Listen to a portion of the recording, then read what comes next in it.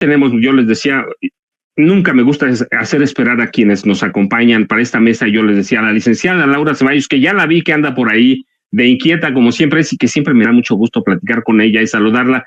Licenciada, ¿cómo estás?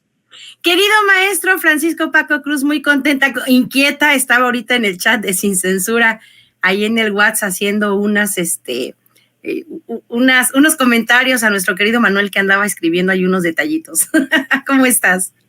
Muy bien, muchas gracias. Y tenemos, mire, déjenme saludar a Horacio Franco, que siempre me va a dar mucho gusto saludarlo, participar con él en una mesa y estar donde sea. Hemos tenido un par de participaciones y la verdad es que es un tipo increíble. Y es un artista, yo qué le voy a decir, pero Horacio, ¿cómo estás? Querido, pues qué gusto estar aquí contigo, el honor de estar con Laura Ceballos, también a quien tanto admiro. Y bueno, a ti ni se diga, ya sabes que para mí eres uno de los grandes titanes, no nada más del periodismo, sino del humanismo y de la bondad humana. Para mí poca gente tan buena, en esencia, tan noble, tan íntegra como tú. Es un honor estar contigo, de verdad. Gracias, querido. No, hombre, al contrario, Horacio, licenciada, les voy a confesar, ustedes saben que ya teníamos un temario, íbamos a empezar con Julian Assange, pero ¿qué les parece? Pues no podemos dejar de lado la crisis que se ha desatado por esta violación a la protección de datos personales, a la información. ¿Cómo resolver este entuerto? Y eso por un lado, pero es una misma pregunta para los dos. ¿Hasta dónde nos va a llevar o nos puede llevar la derecha? Yo digo que si vamos a ver guerra sucia, esto es apenas un tentempié, es como entretenerse, es como la botana, porque a partir del el viernes, empiezan las campañas presidenciales y vamos a ver, yo digo, guerra sucia en serio. ¿Hasta dónde podemos llegar, licenciada? Híjoles, maestro, yo creo que aquí de lo que estamos hablando ya son de palabras mayores. Hoy el presidente, pues creo que nos da a todos un cariñito, un decir, no se preocupen, no tengan miedo, porque lo que estamos viendo es el reflejo de la desesperación. Vicente me encantó porque inicia su participación ahí en la mañanera de este día con lo mejor es lo peor que se va a poner, y estamos viendo que en esta coyuntura, en este instante político en el que estamos situados a 4 días del inicio de las campañas ya formales para la presidencia, la contienda, como siempre, pero ahora con mucha más fuerza, vamos a ver lo peor de lo que serán capaces en el grupo conservador. El fin de semana, pues ahí, como decía yo ahorita, el maestro Horacio Franco no me dejará mentir, en el chat de Sin Censura veíamos cómo actualizaban y dieron la información de un montón de compañeros, de Jorge Gómez Naredo, del mismo Vicente, de Citlali Hernández, de Claudia Sheinbaum. Es decir, están buscando equiparar esta información que el presidente publicó, los datos que además son públicos, porque hay que decir eso, y creo que de alguna manera se agarraron de ahí. Los datos públicos que la periodista del New York Times adjuntó en este documento, que además llegó por la vía institucional, por medio del correo institucional de Jesús Ramírez, para exigir en un ultimátum, porque también eso fue un ultimátum, tienes 3 horas para contestarme, o si no. Y ustedes, bueno, maestro Paco Cruz, tú que eres periodista, lo sabes, en un derecho de réplica que se precie de ser serio, en un medio que se precie de ser serio, cuando se va a publicar una información que supuestamente es seria y supuestamente está documentada, a la contraparte se le da el derecho, primero, de conocer la información, obviamente de desmentirla o de replicarla, pero no se le hace un ultimátum de las 10 de la mañana a las 5 de la tarde de ese mismo día. Las reglas del periodismo indican que se debe de tener un tiempo prudencial para conocer la información, para documentar de lo que se está acusando, y en un momento dado de responder con la misma seriedad que pretende el medio que lo va a publicar. Son reglas básicas de, ahora sí que el código de ética de un periodismo serio. Entonces, estamos viendo que el New York Times, Univisión, este bloque pues contencioso de el periodismo internacional, llega con este ultimátum al presidente, se presenta con un rigor bastante cuestionable, exponiendo además unos datos que son públicos. De hecho, bueno, yo lo vi primero en el chat con la información de Manuel Pedrero señalando que los datos, el teléfono que publicó la periodista del New York Life, estaba público en el perfil de LinkedIn hace 4 años. Es decir,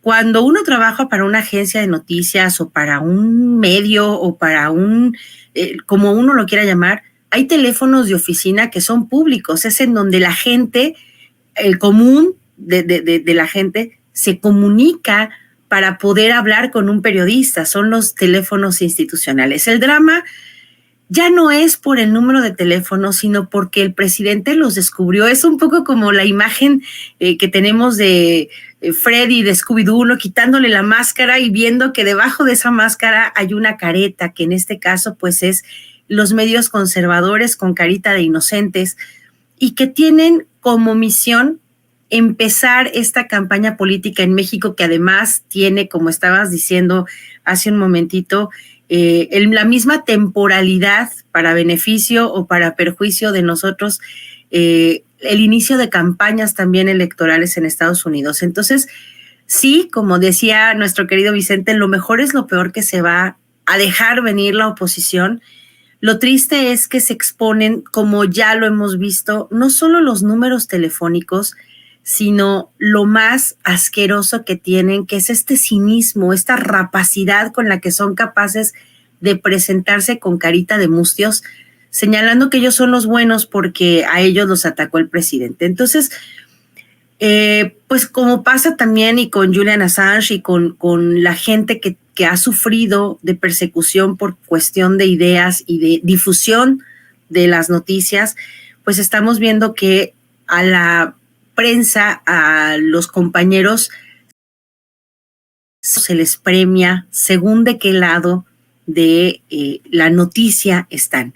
Estábamos viendo ahorita también cómo Joaquín López Dóriga también ya está emitiendo un comunicado de no voy a decir lo que pienso de usted casi porque soy un caballero, pero se erigen, se presentan a sí mismos como verdaderos paladines de la verdad, y son peludines más bien, o sea, son bastante peludos, bastante cuestionables en sus afirmaciones. Entonces, sí, en efecto, estamos viendo que ahorita se va a poner en peligro probablemente los datos personales, no solamente de las personas que fueron expuestas durante el fin de semana, sino de mucha gente más, de gente que además lo más probable es que no tengan el mecanismo de protección de la Secretaría de Gobernación que se prevé para los periodistas, gente que a lo mejor de pronto pues incluso litiga, ¿no?, en medios virtuales como Twitter o Facebook, y que serán expuestos sus datos personales. Yo el propio miércoles o jueves que escribí un tuit acerca de esta pues absurdo, de esta escalada que le quisieron dar a la publicación del presidente sobre el teléfono de la periodista del New York Life, me decían a mí, además de decirme pinche gorda y fea, hay cosas que sinceramente, como bien decía Vicente, también son infantiles, es con lo que creen que nos afectan. Pues sí estoy cachetona, pero pues igual no me importa, ¿no? Quieren insultar y quieren vejar a la gente por el físico, por la edad, como si eso fuera realmente importante. Pero a mí me retaban, a ver, publica tus datos, a ver si tanto. A ver, los datos personales íntimos de la periodista nunca fueron puestos en evidencia. Fue un teléfono institucional que sirve para comunicarse y que ella misma le dejó a Jesús Ramírez como el medio por el cual podía hacer llegar la información que Jesús se viera forzado a publicar en un periodo de menos de 12 horas. Entonces, no nos podemos tirar a la milonga como ellos suponen, ¿no? A Vicente la respuesta que le dio el presidente es: ustedes no tengan miedo, no se preocupen. Claro que nos preocupamos porque al final de cuentas pues es molesto que te lluevan llamadas y mensajes indeseables. Lo de menos es pues bloquear, no sé, hacer algo ahí con el aparato en sí. Vicente en un acto de mucha valentía, y yo me solidarizo con él y con los que además él también se solidariza con José Ramón López Beltrán, no sé, con los compañeros que en general se han visto pues expuestos a no querer cambiar el número de teléfono, pues en un acto de profunda valentía y de congruencia, de resistir y de estar pues seguros de que al final esta escalada la vamos a ver magnificada por 10, por 20, por 50 en los días por venir.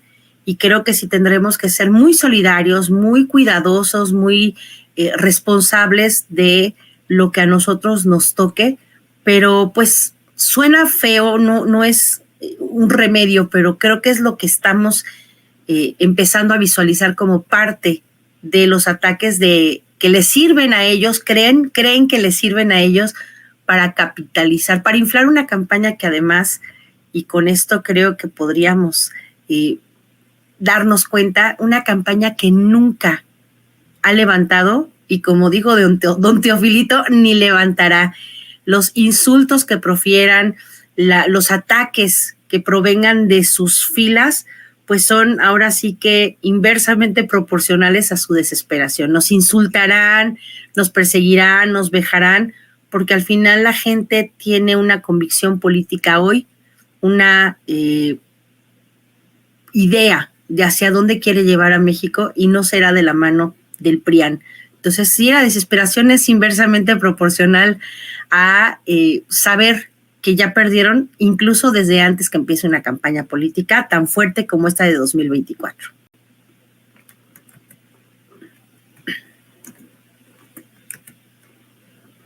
Proporcional al miedo que tienen y a las encuestas que no levantan. Hoy aparece una encuesta en el Universal, en el que da ya a unos días de iniciar la campaña formal, 30 puntos abajo a Xochitl Gálvez Ruiz. Antes de seguir, le prometí a Sandra Gallegos que la iba a saludar, así que está el saludo para Sandra Gallegos, pero no se va a levantar. Horacio, ¿esperabas una guerra menos que esta, menos sucia que esta? Todas las guerras son sucias finalmente, ¿no? Y más las guerras mediáticas, como hemos estado acostumbrados a los últimos 10 años, ¿no? O más. Y como hemos estado acostumbrados en México a los candidatos de oposición, dijéramos que el último dejo de violencia armada pues fue en el 68 o en el 71 con el halconazo, pero es más grave lo que está pasando a corto plazo y a cuentagotas con esta guerra híbrida, porque es una guerra híbrida en realidad, como Daniel Marmolejo lo dice. Es una guerra híbrida donde finalmente se te viene de todo, una guerra mediática, una guerra judicial, que no una guerra armada, por fortuna, que por eso pues López Obrador siempre nos pone en la conciencia a los mexicanos de que la oposición se porta bien. Sí se porta bien, pero por otro lado está tratando de movilizar conciencias de la revolución, la anti-revolución de las conciencias, muy premeditada, muy pagada, muy mezquina, muy totalmente desesperada, muy sin argumentos. Ya conocemos cómo es la oposición. Cuando Andrés Manuel era oposición, cuando la izquierda era oposición, o éramos oposición, poníamos argumentos. Yo me acuerdo haber escrito muchas, para portales de gente de la derecha, que me pedía opiniones sobre la situación de México, lo que sea, que siempre he estado activamente como una persona de la sociedad en mostrar o en enseñar o en ser un portavoz del pueblo, ¿no? Del pueblo mexicano, donde pues ponía argumentos, ¿no? O sea, la izquierda siempre hemos puesto argumentos. O sea, ¿por qué la izquierda quería el poder desde el 68? Porque vivimos en un régimen totalitario, en realidad, vivimos en un régimen represor, vivimos en un régimen manipulador. O sea, todo el PRI fue cayendo y decayendo lentamente y a cuentagotas desde 1952-55 con Miguelito Alemán, ¿verdad? Y con toda la gente después de Alemán, los Cortines, López Mateos, etcétera, etcétera, pese a que tenían dejos obviamente de buen manejo de la economía y todo, pues lo que fueron cultivando todas estas personas, todos estos gobernantes y que fue un dejo también de la historia de México desde 1521 o desde antes, ¿no? Que fue la polarización, la verdadera y real polarización de este país. La polarización no la empieza Andrés Manuel López Obrador. Lo que pone Andrés Manuel López Obrador en una bandeja así, totalmente limpia y pura, ¿no? Es precisamente que antes era imposible, antes era indecible,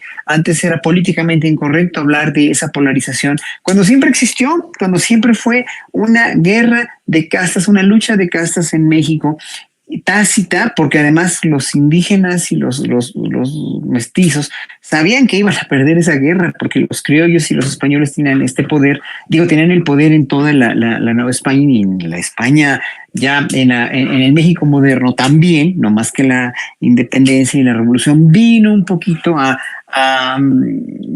podríamos decir, a despejar esa polarización y a dejarla aún más latente, más consciente, pero no fue sino hasta que Andrés Manuel López Obrador vino a revolucionar las conciencias, pues esta gente quiere otra vez volver a eso. O sea, si ellos dicen que Andrés Manuel quiere regresar a los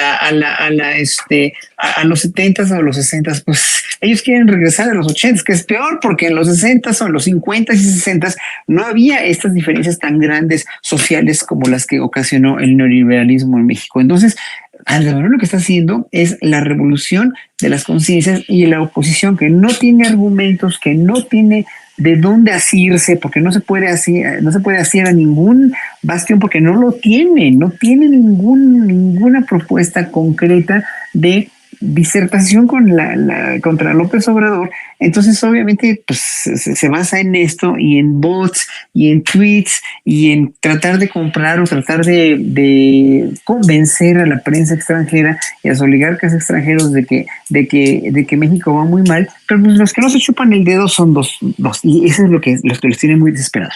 El pueblo no nos chupamos el dedo, número uno, y número dos, los que están invirtiendo en México, los que saben perfectamente que este país está en jauja gracias al gobierno de Andrés Manuel López Obrador y a sus políticas, ¿no? Están de plácemes. ¿Por qué? Porque ellos siguen haciendo dinero, sigue habiendo consumo, gracias a que los salarios mínimos están más altos, gracias a que hay tantas remesas, gracias a que todo es funcional.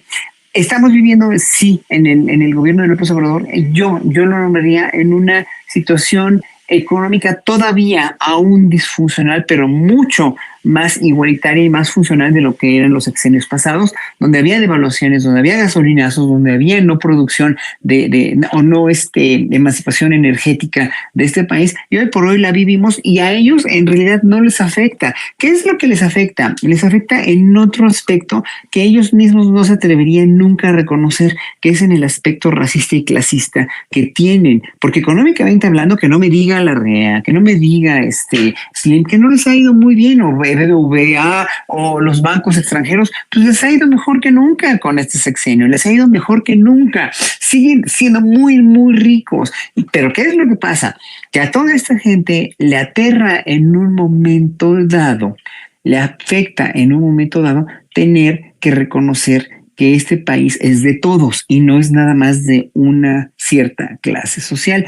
Y entonces hay un dejo ahí racista y clasista, porque lo veo, mira, hay gente que quiero mucho que en verdad se manifiesta tan virulentamente en contra de la dictadura en que vivimos actualmente, pero no puedes cambiar su conciencia, porque es una conciencia totalmente mal informada, totalmente en un ostracismo de información, y sobre todo en un ostracismo de país en el que ellos quieren estar, porque ellos sí son si los determináramos racialmente, son españoles o criollos, no tienen sangre indígena, no, porque son hijos de extranjeros, o son gente que no tiene la menor idea de lo que es vivir mal o vivir como un indígena, y para ellos los indígenas son simplemente una cuestión antropológica de este país, un mal necesario, o un bien también, porque pues tienen la gente que les ayuda con la limpieza o lo que sea, y los tratan con una indiferencia, o los tratan mal, o los tratan muy bien, pero con cierta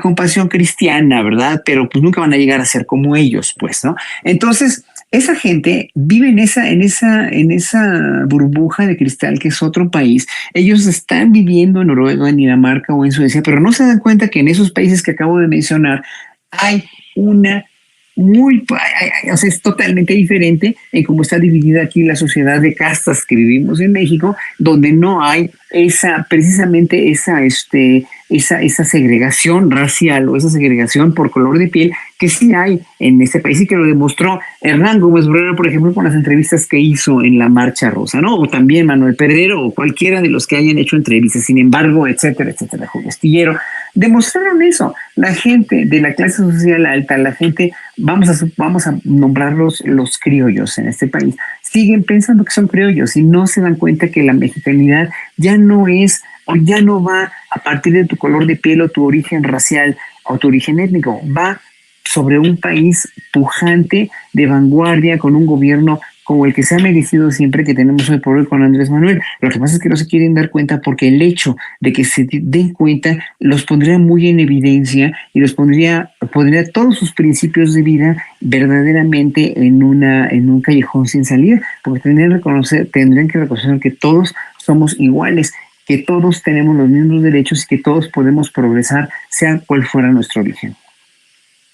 Horacio, sé que te tienes que ir porque me avisaron que tenías que... No, tengo 5 minutos más. Por eso iba a seguir contigo y ahora... bueno, entonces seguimos contigo y ¿qué te parece? Y luego ya cierro con la licenciada.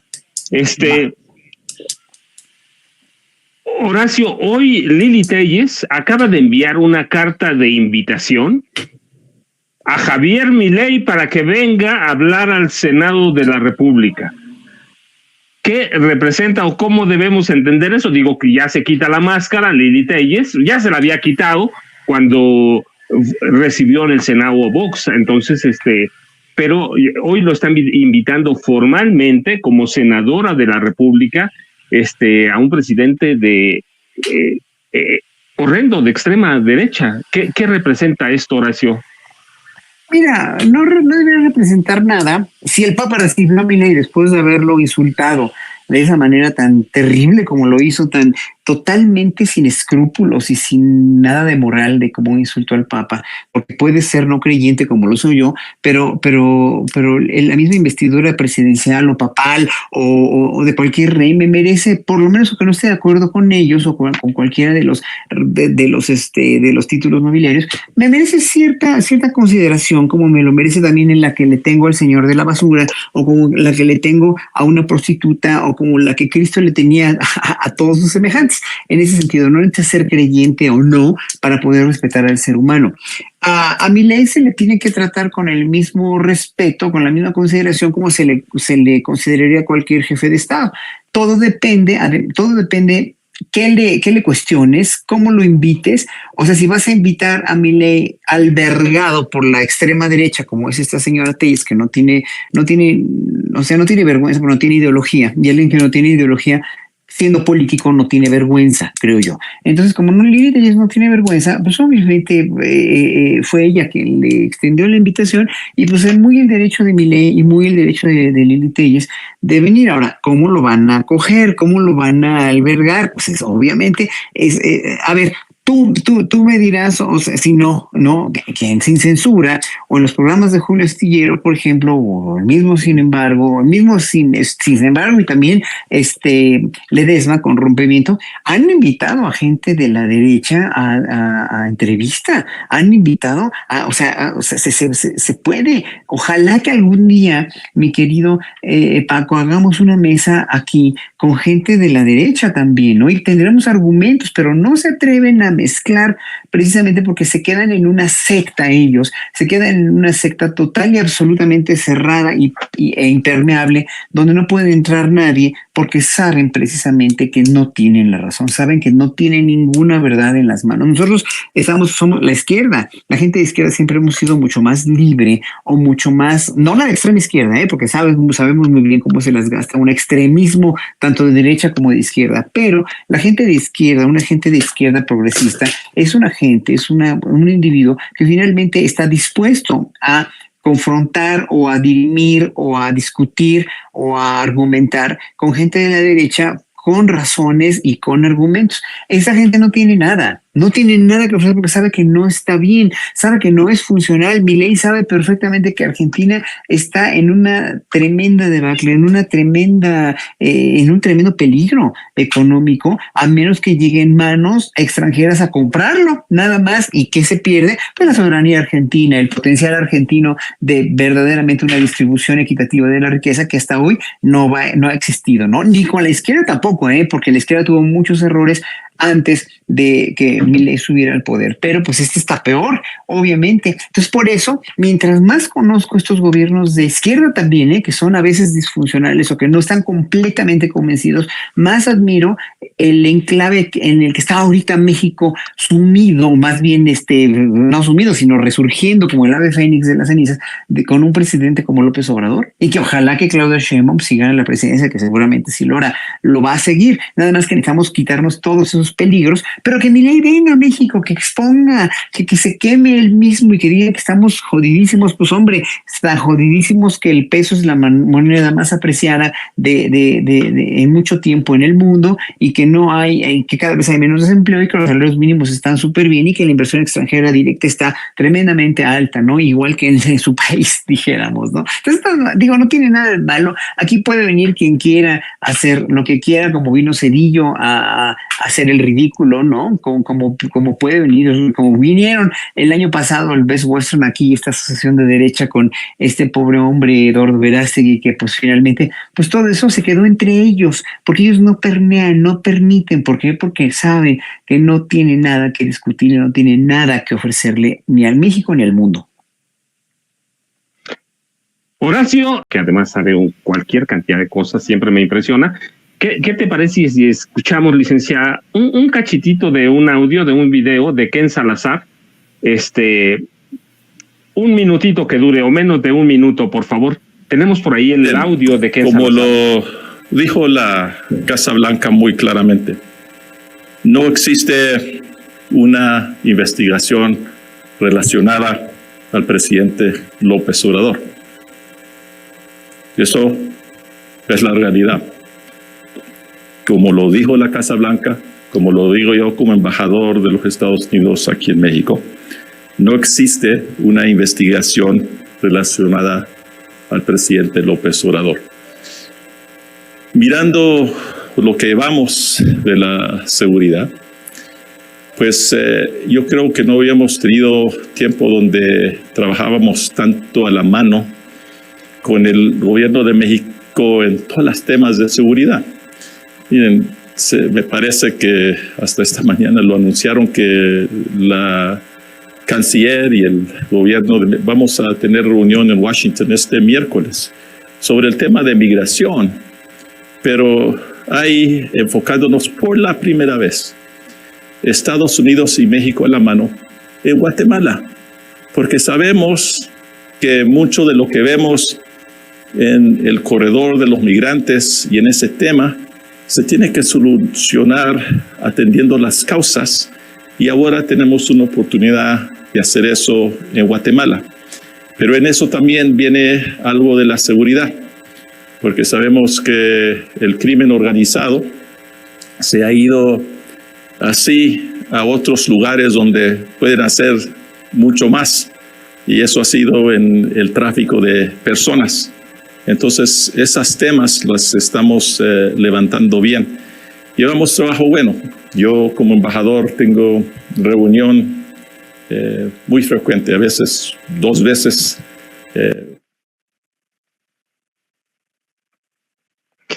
Y disculpen mi invitada, que no estaba programada, pero le gustan las cámaras, así que licenciada, esto no va a acabar con toda esa campaña sucia que hay contra el presidente López Obrador, ¿cierto?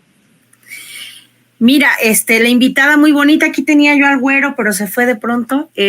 Los gatos son protagonistas. Pero bueno, regresando a lo que importa aquí, fíjate que escuchar las palabras de Ken Salazar en un claro apoyo desde el gobierno de Estados Unidos, no los medios, sino desde el gobierno de Estados Unidos, es muy importante. Hoy el presidente hizo esta pausa larga para encontrar en el documento ese párrafo que decía, más allá de que, digo, estoy parafraseando, ¿no? De que no se haya encontrado activa la investigación y que el gobierno de Estados Unidos no haya utilizado a sus agencias para continuar la investigación, la pura mención periodística mancha la reputación del presidente. Yo creo que aquí el control de daños no lo tiene que generar el gobierno de México, sino de los Estados Unidos. Y es que hay que acordarnos de algo que es muy puntual. Estados Unidos siempre, a donde pone el ojo, literalmente pone las balas y ha llegado pues a desestabilizar gobiernos en todos los lugares del mundo porque su hegemonía la tiene que hacer valer a través de estos golpes de Estado o en respaldo de los golpes de Estado, lo decías justamente con esta situación pues en Medio Oriente y también en Ucrania. Es decir, siempre tiene que tener focos prendidos porque, bueno, su maquinaria de guerra se aceita con estas invasiones justificadas, yo no sé por qué artes, y de alguna manera no dudamos, o sea, eso lo sabemos yo creo que todos, y el que no lo sepa creo que ha vivido bajo un hongo. Los Estados Unidos siempre están en continuo persecución de líderes políticos, de personajes que puedan llegar a ser pues alguna mella en la credibilidad de las propias agencias de Estados Unidos, de la gobernabilidad, de la legitimidad de sus líderes. En este caso, y lo sabemos, perdón, todavía traigo mucha alergia, es que la polinización aquí en Cuernavaca está con todo, traigo la garganta ahí medio perjudicada. Estados Unidos ha estado, junto con los gobiernos anteriores de México, en constante búsqueda de posibles actos de incongruencia del presidente Andrés Manuel López Obrador. Y si podemos buscar alguna mancha en el pasado del presidente Andrés Manuel López Obrador, pues no lo vamos a encontrar, y no porque lo queramos nosotros ocultar o convertir en una especie de santo, pero si ni las agencias que se dedican a encontrar hasta de cuántos piojos tuvo cuando era chiquita algún personaje, difícilmente podrían salir hoy con una investigación seria a demostrar esto que dicen. Hoy se reía el presidente y dijo que las fuentes más cercanas, los consejeros más cercanos, y se refirió pues a su hijito chiquito, Jesús Ernesto, y a la doctora Beatriz, y a los 3 hijos más grandes, pues en claro tono de burla. Esto que el presidente pues ha refrendado por muchos años, esta persecución de la que ha sido blanco por muchísimos años, desde los años 70, finales de los 70, 80, en donde ya empezó a figurar como un personaje disidente que ponía en jaque pues esto establecido por el poder entonces el PRI allá en Tabasco primero y después en la Ciudad de México y después en el país entero. También le mueve el tapete a el posible ese corrimiento hacia el sur a través de México desde los Estados Unidos. Es muy importante esto que dice Ken Salazar cuando señala que el punto de reunión para una siguiente junta, una reunión de trabajo, va a ser Guatemala. Significa que Estados Unidos se ha dado cuenta de la importancia que tiene todo esto que ha planteado el presidente Andrés Manuel como los polos de desarrollo, estas cortinas de detención por las buenas, obviamente, de los grupos que migran hacia Estados Unidos y que ponen pues en jaque, ¿no? La famosa gobernabilidad de la que ellos se jactan tanto, pero no a través de la fuerza y de la represión y de la persecución y de la detención masiva de personas que llegan a través de la frontera y que los repatrian o que nos los echan como si fueran desperdicios para que nosotros nos hagamos cargo de ellos, sino que están entendiendo que la migración, además de ser un acto profundamente humano, humanitario, de tintes que entremezclan varios motivos económicos, ideológicos, culturales, de violencia política, de violencia, en este caso de cárteles que han llegado a desestabilizar gobiernos enteros, se han dado cuenta que lo que ha propuesto el presidente tiene mucha integridad. Entonces, ellos tienen que salir y decir, oigan, es que nosotros no somos los que estamos ni buscando ni desestabilizando al gobierno de Andrés Manuel. Esto nos da también, y a mí no me gustan las teorías conspiranoicas, yo soy cero conspiranoica, yo no me imagino que allá haya un grupo de personajes que están pensando en de qué manera hacer que yo compre la catsup de una marca o de otra. O sea, esas cosas a mí no me hacen profundamente feliz, si bien al contrario las rechazo, pero sí creo que Estados Unidos de alguna manera, si quiere guardar, si quiere empezar a construir pues un discurso diferente en donde la integridad sea parte de esto que los respalda como gobierno, que de alguna manera los mantenga en la visión de cierto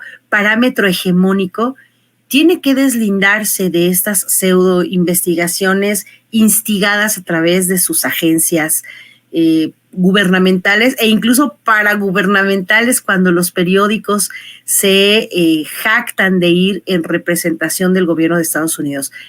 Y no se trata aquí de despreciar absolutamente el trabajo periodístico de quienes lo hacen en serio. Hay que recordar, no fue el New York Times, fue el Washington Post el que tumbó a través del Watergate a Nixon.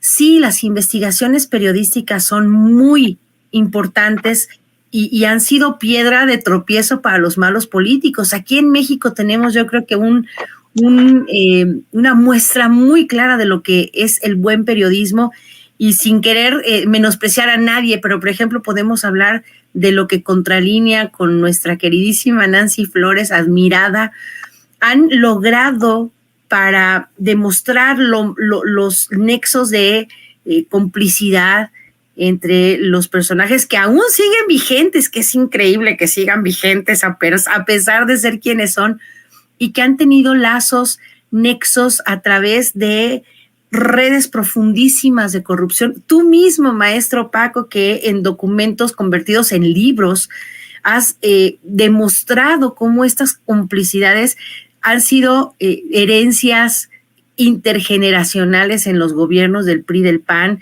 Vaya, creo que sí es importante tomar en cuenta la investigación periodística como base, como uno de los elementos que pudieran convertirse a través de una investigación judicial en estos elementos que sirvan para demostrar las redes de complicidad. Pero ojo, una cosa son las investigaciones serias, bien documentadas. Tú mismo, y creo que lo sabemos quienes hemos tenido el placer, el privilegio de leer tu obra, sabemos que un libro pues no lo sacas como si fueran, y con todo respeto para las señoras que hacen tortillas y quesadillas, pero no las aplaudes, las echas al comal y 2 minutos más tarde tienes un libro.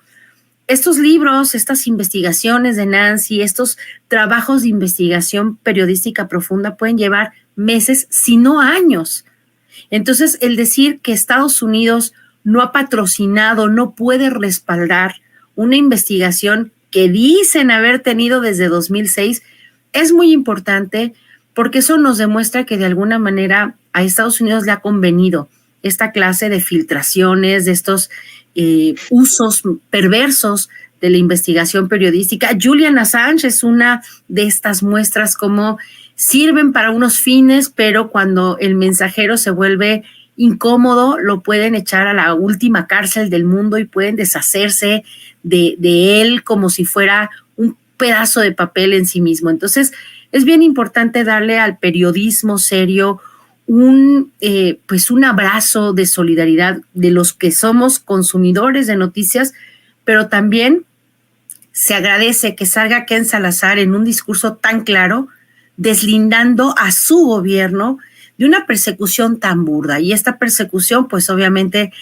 sabemos que tiene tentáculos que la elevan a las cúpulas del poder, que quieren de alguna manera siempre seguir manejando los hilos del poder, no solo en Estados Unidos, sino en Latinoamérica y en el mundo, en donde se deje, pues con estas narrativas de quiénes son los buenos y quiénes son los malos, según los intereses que les reporten. Y nada más, y con esto creo, maestro Paco Cruz, que es lo sintomático. El presidente, incluso en su libro Gracias, hace, y durante muchas mañaneras nos ha presentado esta frase o esta ponencia de Robert Lansing diciendo: no necesitamos ir y destruir a México. Otros países sí, porque han tenido otras características. México nos queda, o como decía el presidente, queda tan cerquita, para desgracia, o él dice que para fortuna, pero para desgracia de México estuvimos siempre tan cerquita, tan a la mano, que no era necesario llegar con una invasión y destruirnos, sino nada más catequizar a los políticos que solitos iban a entregar el poder y el control del país.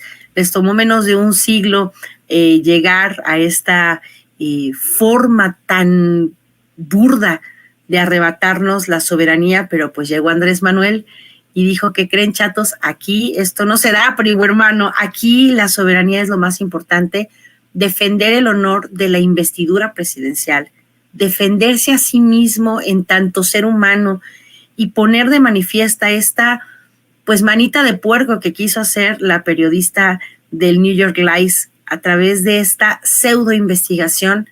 Pues es un acto pues de autodefensa, por supuesto, pero pues la estocada final la da Ken Salazar con este deslinde del gobierno de Estados Unidos, y creo que tiene un peso específico muy importante, porque nos demuestra que ahora sí que al que mal obra, mal le va, y al que se porta bien, al que es congruente, al que es honesto, al que es leal y se rige por principios éticos, morales, sencillos, fácilmente cumplibles, la vida le retribuye. Y el presidente pues hoy está siendo respaldado por el gobierno de Estados Unidos, en que no tienen nada, no pueden respaldar esa investigación periodística porque no es ni legal, ni la permitieron, ni la ordenaron a través de estas agencias. Así que creo que sí es bien importante escuchar las palabras de Ken Salazar, que al final de cuentas es el vocero del gobierno del país pues más importante en nuestra relación